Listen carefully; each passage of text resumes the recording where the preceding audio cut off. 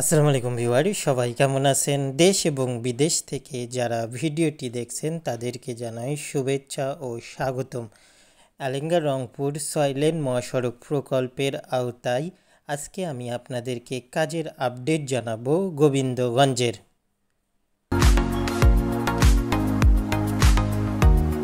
গোবিন্দগঞ্জের চারমাথা মোড় থেকে আপনাদেরকে কাজের আপডেট জানাচ্ছি। চারমাথা মোড়ে একটি ছোট্ট সাঁকো সেতু নির্মাণ করা হয়েছে।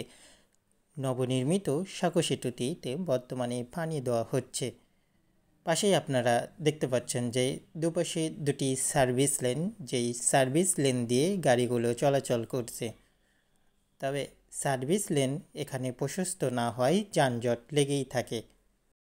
দক্ষিণ পাশে দেখতে পাচ্ছি যে রাস্তার দুই পাশে টিন দিয়ে ঘেরাও করা হয়েছে। মাঝের অংশ ফ্লাইওভার নির্মাণের জন্য ফাইলিং করা হবে। বর্তমানে গোবিন্দগঞ্জের কাজের গতি অনেকটাই ধীর। 1 মাস আগে যে কাজের অগ্রগতি এখানে ছিল তেমনটা আর নেই। গোবিন্দগঞ্জের এই চারমাথা মোড়ে সার্ভিস লেনগুলো সরু হওয়ার কারণে প্রায় যানজট লেগেই থাকে।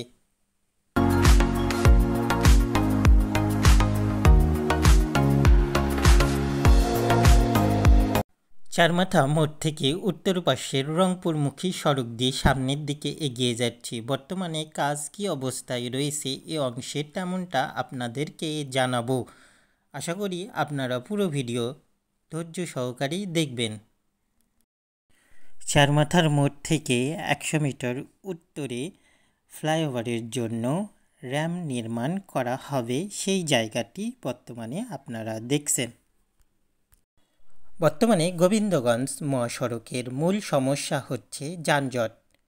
এখানে যানজট লেগেই থাকে, যার কারণে গাড়িগুলোকে ঘন্টার পর ঘন্টা দাঁড়িয়ে থাকতে হয়। তাছাড়াও ইজি বাইক, সিএনজি রাস্তা অবৈধভাবে চলাচলের কারণেও অনেকটা যানজট সৃষ্টি হয়েছে এই অংশে।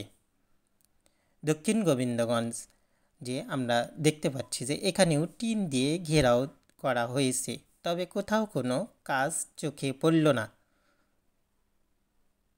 টিনের এই অংশগুলোতে পিলারের জন্য পাইলিংয়ের কাজও আমরা দেখতে পেলাম না।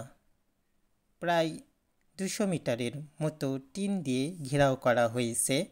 বিশেষ করে চারমাথা মোড় থেকে দক্ষিণ গোবিন্দগঞ্জ এবং পান্তাপাড়া সড়ক পর্যন্ত এরকম টিন দিয়ে কিন্তু ঘিরে রেখেছে তারা।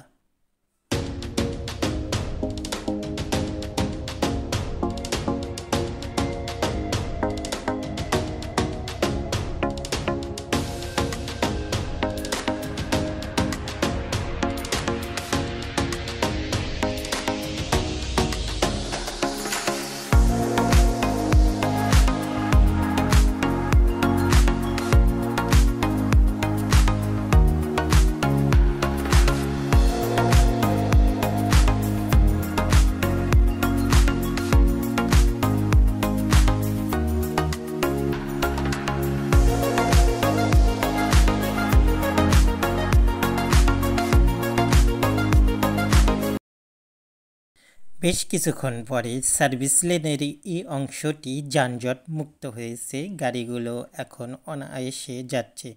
তবে যেমনটি বলছিলাম, এবার ঈদে ভোগান্তি বাড়াবে গোবিন্দগঞ্জে। বিশেষ করে ঈদের সময় যখন গাড়িগুলোর চাপ বৃদ্ধি পাবে, তখন এই সরু রাস্তা দিয়ে গাড়িগুলো চলাচলের অনেকটাই বিঘ্নিত হবে। তাই দরকার এখন থেকেই প্রশাসনের সঠিক পদক্ষেপ নেওয়ার, যাতে করে ঈদে ভোগান্তি সৃষ্টি না হয়। বন্ধুরা, ভিডিওটি আমি এখানেই শেষ করব। আশা করি সংক্ষিপ্ত ভিডিওটি আপনাদের ভালো লাগবে। ভালো লাগলে অবশ্যই একটি লাইক দেবেন। পাশাপাশি নতুন যারা দর্শক রয়েছে চ্যানেলটি সাবস্ক্রাইব করে আমার পাশেই থাকবেন। দেখা হবে অন্য কোনো ভিডিওই। ততদিন ভালো থাকবেন এবং সুস্থ থাকবেন। আল্লাহ হাফেজ।